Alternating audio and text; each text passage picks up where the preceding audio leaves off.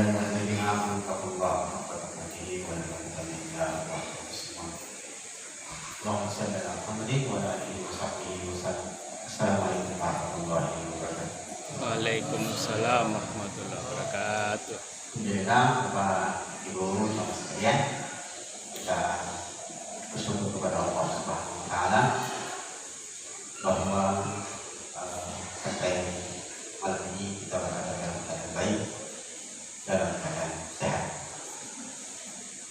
Beberapa waktu lalu ada seorang dokter pakar otak bilang bahwa sehat itu punya makna. Sehat katanya singkatan dari senang hati. Jadi indikasi orang atau seseorang itu sehat kalau hatinya senang. Jadi dia pegal-pegal, kalau hati senang itu tanda orang sehat. Kebalikan dari sehat, sakit Pak ya. Sakit juga singkatan kata beliau dari kata salah kita. Jadi kalau sakit ya salah sendiri. Nah, alhamdulillah, Bapak Ibu Mas sekalian, kita berada dalam keadaan sehat, maka tentu kita perlu banyak-banyak bersyukur kepada Allah. Moga-moga Allah menambah nikmatnya sesuai janjinya, dan syafatul karim. Setelah kita bersyukur, tentu kita tidak lupa bersalawat kepada junjungan Nabi kita Muhammad sallallahu alaihi wasallam. Allahumma salli wa sallim alaihi. Bapak Ibu Mas sekalian, 17 sampai 20 menit ke depan saya ingin mengajak kepada kita sekalian untuk sama-sama kita memperhatikan satu potongan ayat di dalam surah Al-Baqarah ayat 185. Allah mengatakan, Syahrul Ramadan alladzi unzila fihi al-Qur'an hudan lin-nasi wa bayyinatin minal huda wal furqan. Cukup sampai situ, kita bahas sama-sama. Allah mengatakan bulan Ramadan adalah bulan diturunkannya Al-Quran. Kalau begitu, seperti yang selalu disampaikan para pembawa kita, bahwa seyogianya, selayaknya bulan Ramadan ini dipasangkan dengan Al-Quran. Bahwa Al-Quran dan puasa dua sejoli yang tidak bisa dipisahkan. Dan itu dikuatkan oleh hadis Nabi SAW, as-sawmu wal Qur'an yashfa'ani lil abdi yaumil qiyamah. Allah SAW bahwa Quran dan puasa itu akan memberikan syafaat kepada seorang hamba nanti di hari kiamat. Ulama kita, ulama kontemporer belakangan ini memberikan saran kalau bisa minimal kita bulan Ramadan itu bisa tamat khatam Quran ya 1 kali. Kalau bisa 2 kali, tentu sesuatu yang sangat baik. Dan itu nampaknya berdasarkan keadaan kaum muslimin yang semakin lemah, sulit sekali rasanya untuk bisa menyamai orang-orang terdahulu. Yang di antara ulama itu ada yang sampai menamatkan Al-Quran 2 kali dalam sehari.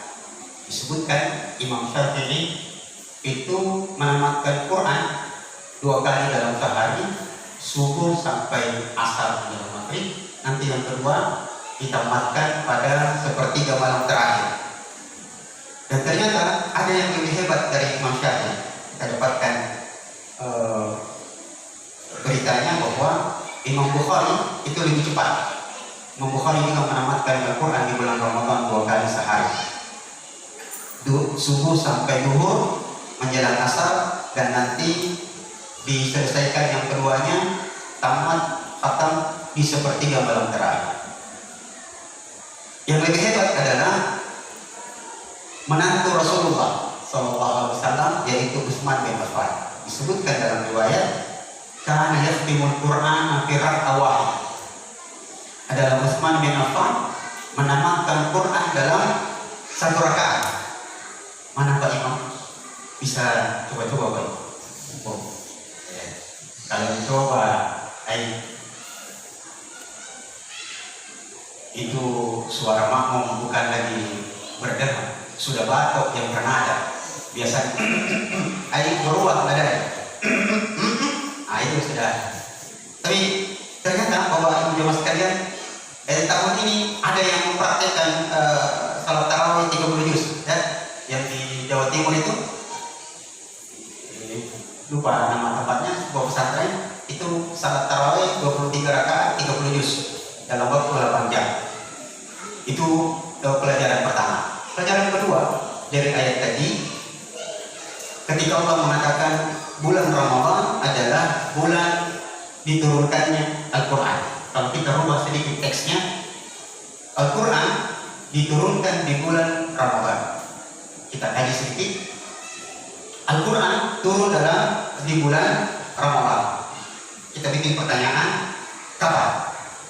Di bulan Ramadan iya, tapi waktunya kapan? Nah, ternyata jawabannya berada di surah Al-Qadar. Allah mengatakan, Inna anzalnahu fi lailatul qadar. Berarti Al-Quran turun di malam Lailatul Qadar. Yang Lailatul Qadar disebut dalam surah Dukhan sebagai Lailatul Mubarakah. Inna anzalnahu fi lailatul mubarakah. Nah, sekarang Bapak Ibu jemaah sekalian, Al-Quran turun di malam Lailatul Qadar. Kapan Lailatul Qadar itu? Dijelaskan sendiri oleh Rasulullah. Jawabannya adalah sabda sallallahu alaihi wasallam. Satu riwayat berikut ini, taharrau Lailatul Qadar fi ashril awakhir wa hiya witr. Carilah Lailatul Qadar itu di 10 malam terakhir dan dia ganjil.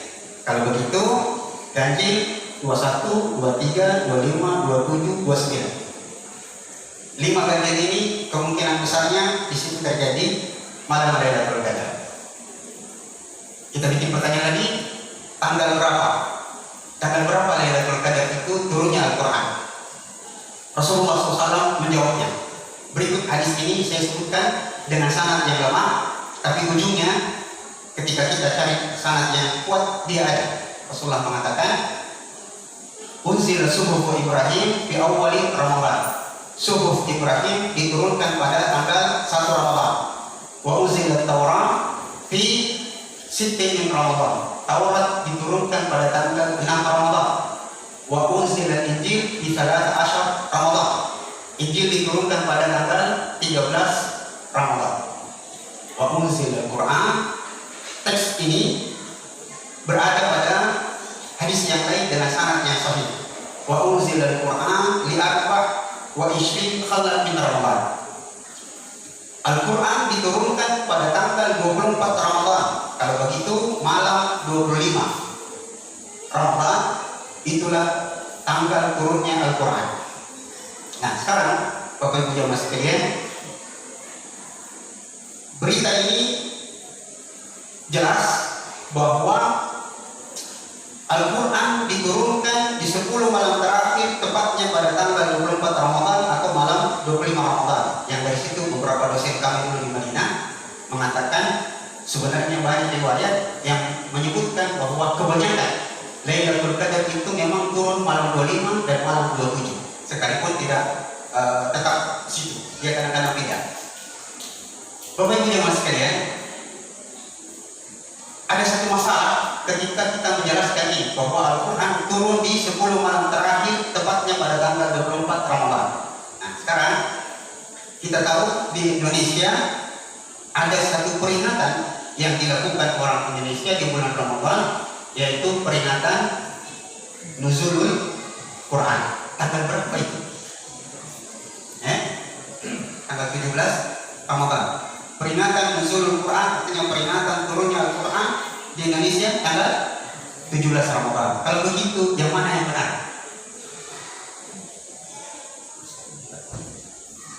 Quran. Yang mana yang benar? Al-Quran turun tanggal 17 atau tanggal 24?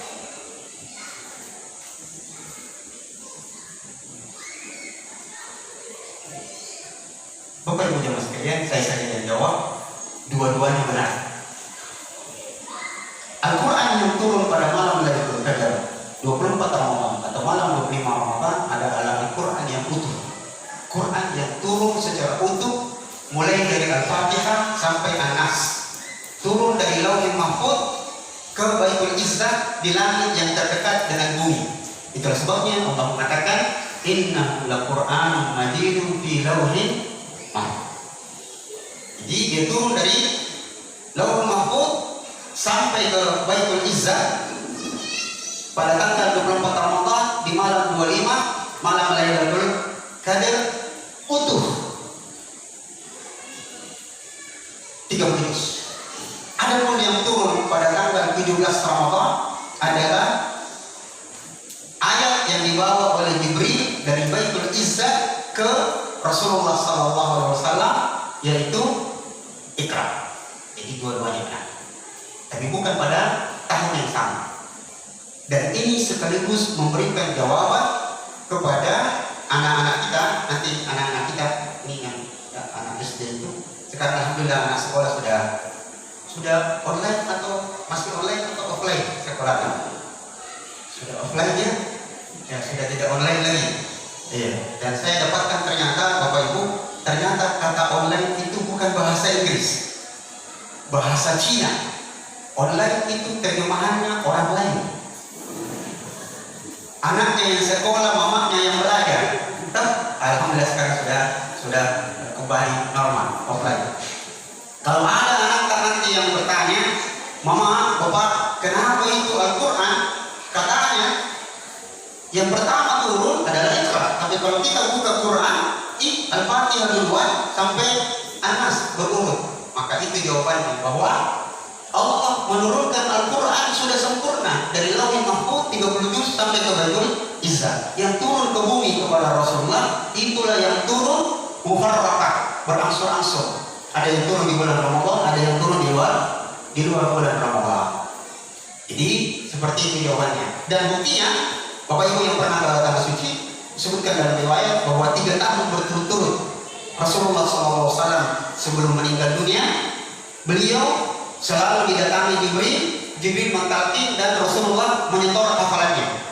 Jadi selesai, betul sudah seperti ini 30 juz, tidak ada yang kurang sedikit pun dari kitab suci kita.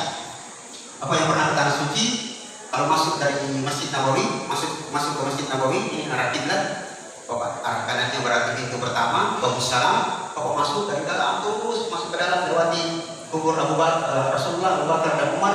Nanti setelah keluar dari gedung masjid, Bapak tinggal lihat ke atas seperti ini sedikit, nanti ada tulisan di situ bab Jibril.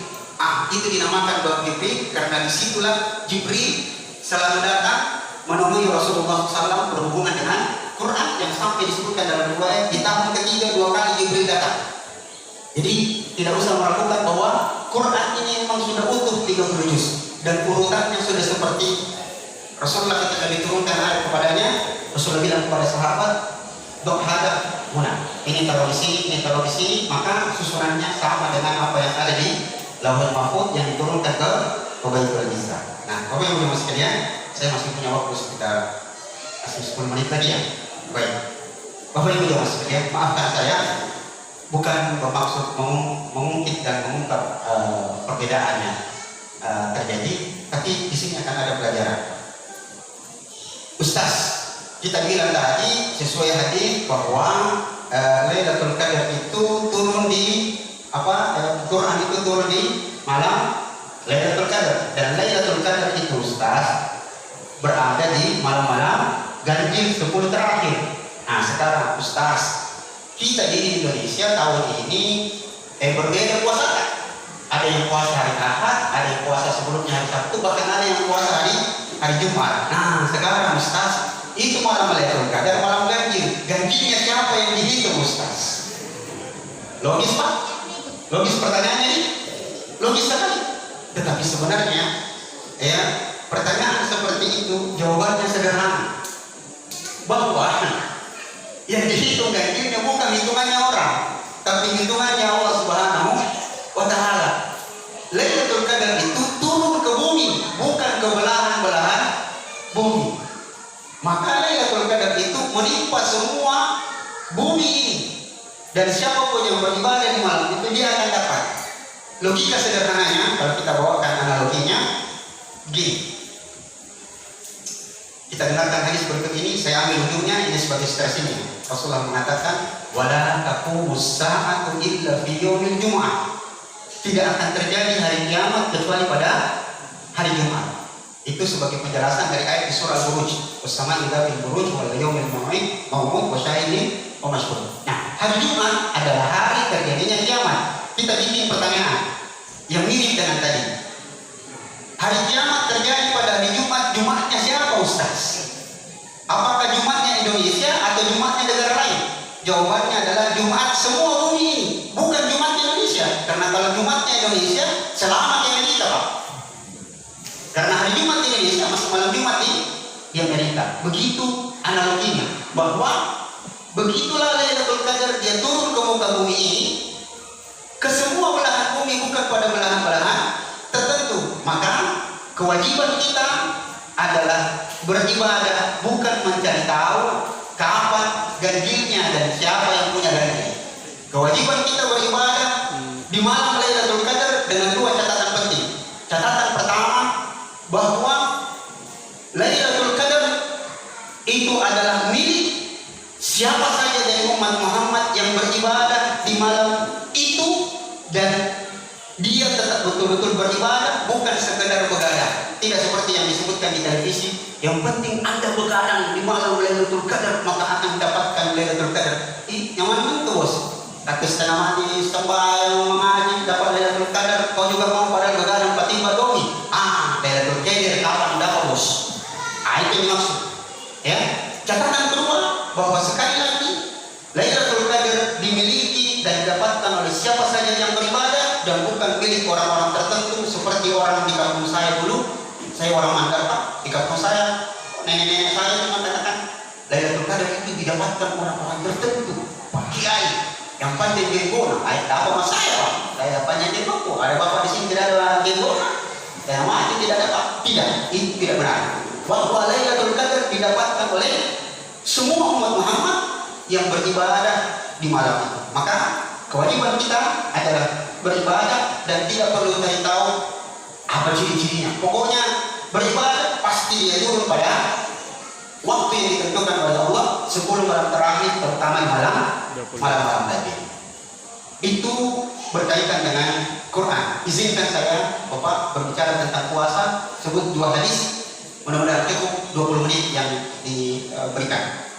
Hadis yang pertama, Rasulullah SAW mengatakan, Inna Allah wa malaikatahu yusalluna 'alal mutasahhirin. Hadis ini perlu kita perhatikan baik-baik. Sesungguhnya Allah dan para malaikatnya bersalawat kepada orang-orang yang makan sahur. Salawatnya Allah, maksudnya Allah memberikan berkah kepada orang yang makan sahur. Salawatnya malaikat adalah doanya para malaikat kepada orang yang makan sahur. Kalau begitu, kewajiban kita kalau berhadapan dengan sahur, banyak-banyak berdoa. Dan doa yang paling dianjurkan oleh Rasulullah berdasarkan hadis Aisyah adalah Allahumma innaka ghafurun tuhibbul afwa fa'fu anni. Dan doa yang lain. Ya. Jadi jangan dalam keadaan tak dodo kemudian sudah itu makan pergi tidur tidak salat subuh. Itu tidak mendapatkan berkah. Hadis yang kedua, yang terakhir, mudah-mudahan ini bisa jadi penutup. Rasulullah SAW mengatakan, Man fattara sha'iman kana lahul ajr ka ajri sha'im illa alla yanqusa min ujurihi syai'an. Kalau sallallahu dengan sanad yang sahih. Bahwa barang siapa yang memberi makan kepada orang yang berpuasa. Teks ini ulama berbeda pendapat. Memberi makan kepada orang berpuasa, apakah memberi buka puasa, pembuka, takjil, atau memberi sahur? Ternyata ulama mengatakan dua-duanya benar, tetapi memberi makan sahur itu pahalanya lebih besar daripada memberi buka puasa. Karena memberi sahur memberikan kekuatan kepada orang yang mau puasa, sedangkan memberi buka puasa adalah sekedar melepaskan rasa lapar dan dahaga. Tapi kita ambil teks makna yang pertama, bahwa barang siapa yang memberi makan kepada orang yang berbuka puasa, artinya memberikan pakuka, memberikan takjil, maka dia mendapatkan pahala dari orang yang makan buka puasanya ini, subuhannya ini. Kalau kita memahaminya secara tekstual, kita akan dapati maknanya bahwa kalau mau kita dapat banyak pahala, tadi yang belum disebut di nama-nama keluarga yang mau bawa pakuka. Ibu bapak, sebentar keluarga yang disebut namanya untuk membawa pakuka, kayaknya satu orang di sini yang bawa. Kalau mau banyak pahala, pemahaman tekstualnya adalah